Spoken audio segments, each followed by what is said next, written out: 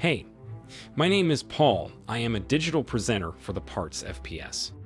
Today, I am going to talk about transformer for Turbochef Part NGC-3062-1.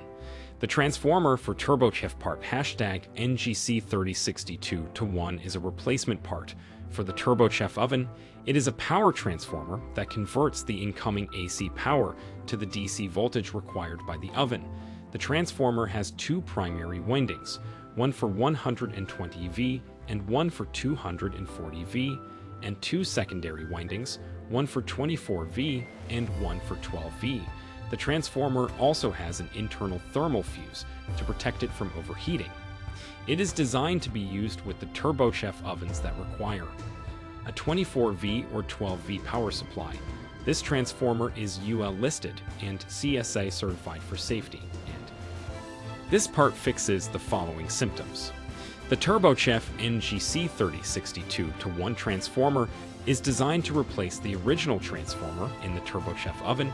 It is used to provide power to the oven and can help fix issues such as a lack of power, poor heating, or a malfunctioning control panel. Here is how you install this part. 1. Unpack the transformer and check for any damage. 2. Remove the screws from the back of the oven and remove the existing transformer. 3.